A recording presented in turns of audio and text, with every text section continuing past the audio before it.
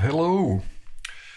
Well, today I wanted to do the second part of the Gary Moore pedals, but didn't find one which I really like.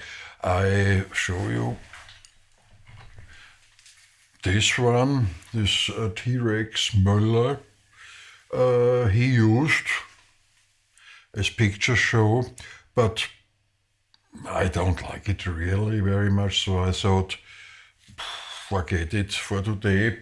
But maybe you saw it too, the Jeff Beck auction at Christie's in London.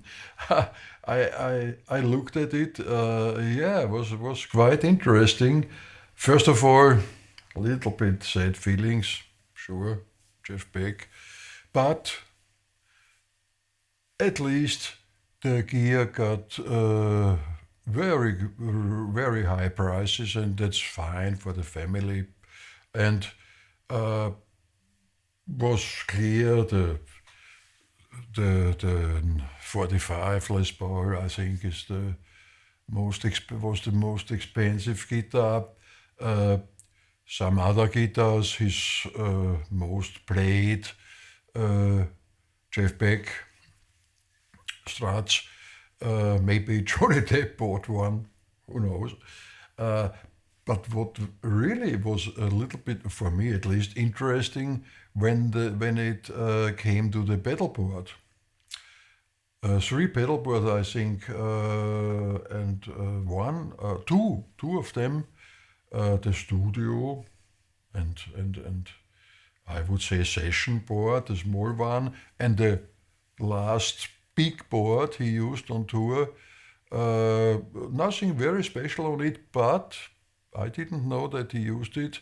The MXR Super Badass variac Fuzz, which I didn't know.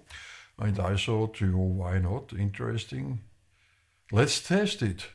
I don't know how he used it. I didn't see the last shows. And maybe it was only for special effects, because this pedal, I will show you later, has a little bit tricky things, besides of being a normal silicone fuzz, fine sounding. It has a variac, which means you have the chance to change the voltage between 15 and 5, which means a broken battery, this kind of funny spitty sounds you normally do with bias. It's called on other fuzz devices. Okay, let's a little bit similar setup today. Clone type pedal, which today is the Warm Audio clone, and a slightly gritty amp, which today is the divided. I'll show you the sound.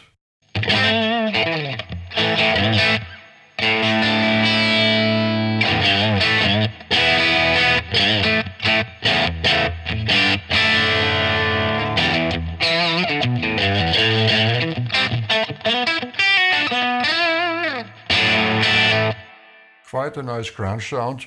I have a very weak pickup, so a little bit different to Jeff. Jeff had a little bit stronger and hum cancelling pickups in his Strat. But let's see. Let's look at the sound, which I like. I have to say, normally I'm a die-hard tube zone fan, but today let's try the crunch with the clone.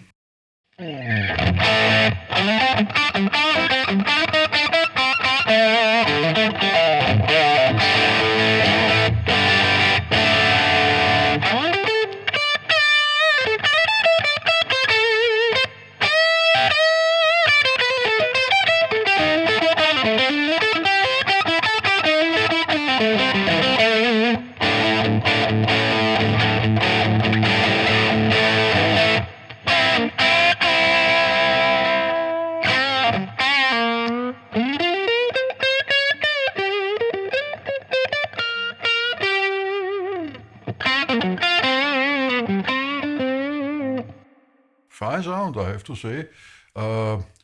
Not a really big clone fan for the main distortion box, but works cool. Very cool mid-range. But the good thing in the I would use this Fuzz, the MXR, in combination with this. So let's say for pre-boosting it, and that's a really good quality of this box. What did I do? I have the settings for this reason, so the Fuzz is a little bit down to 9 o'clock. The variac is in the normal position, which means full range, tone about noon.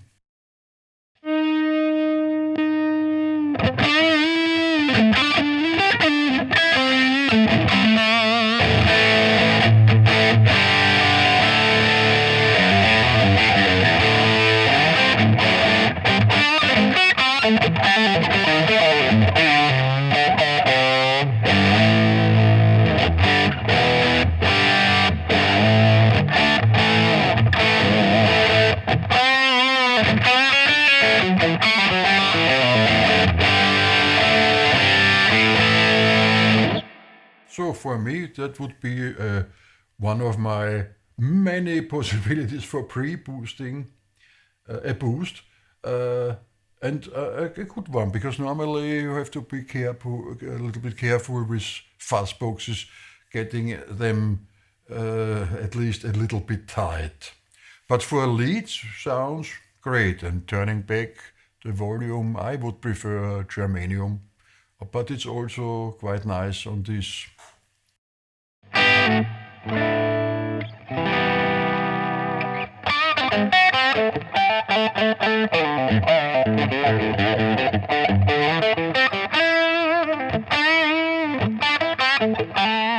But now let's go to the variac, because then you can get quite cool sounds out of it.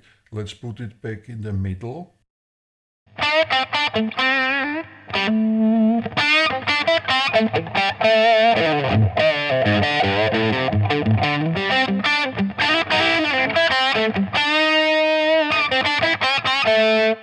Nice mid-range. Let's put it on 9 o'clock.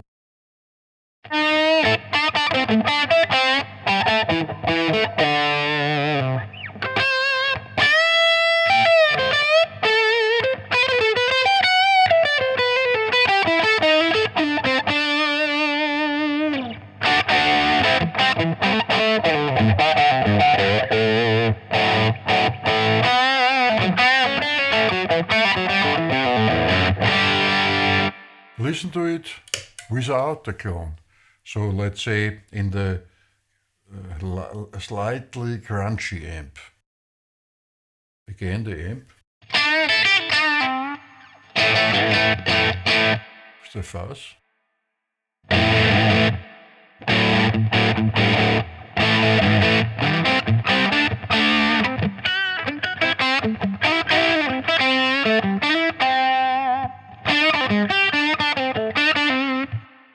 Variac on 5 watt, 5 volt.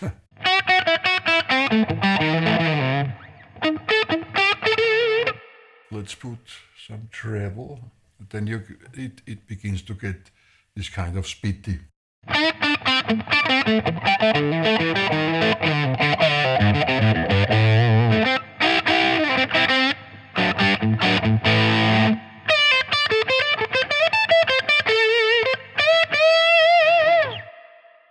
A little bit more fuzz, let's say noon.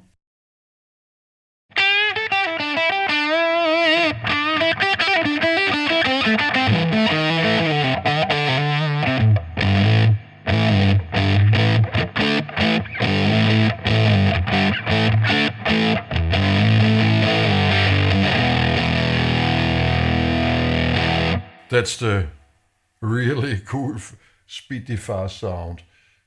Variac full on means full battery.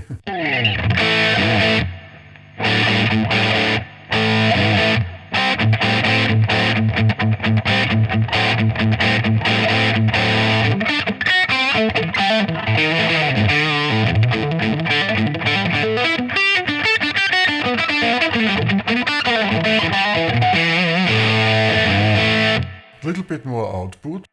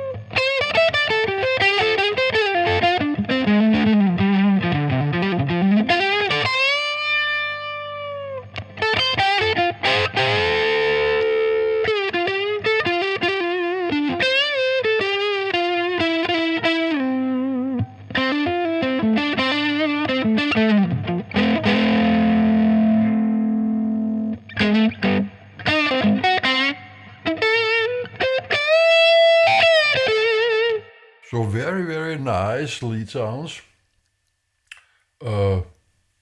alone, without help of. That's really hard to get with most of the fuzz boxes. They all need a little bit help. So, in my experience, if you play the old school fuzz phase or even the big muff pedals, they need a little bit help. Maybe a crunchy amp or a booster equalizer. This is very good working alone, but I prefer it anyway as a boost for the gain sound.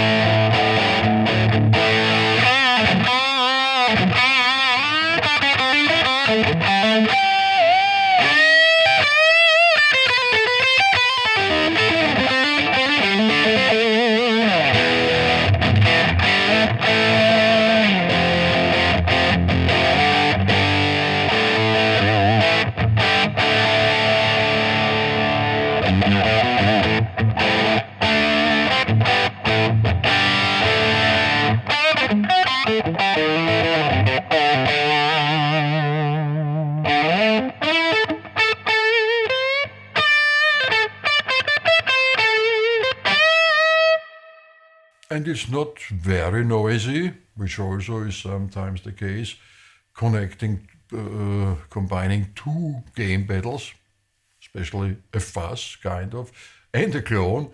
Maybe this Warm Audio clone is not so noisy as the original. Who knows? Because I wouldn't say that's very noisy. Yeah, okay, but it's a cool pedal anyway. Lots of options.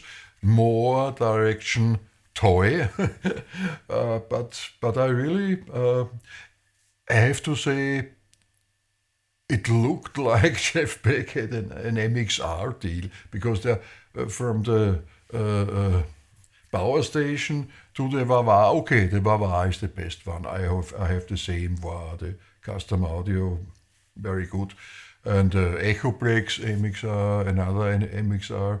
Maybe some more, nothing special. And by the way, it went over for 120,000 pounds.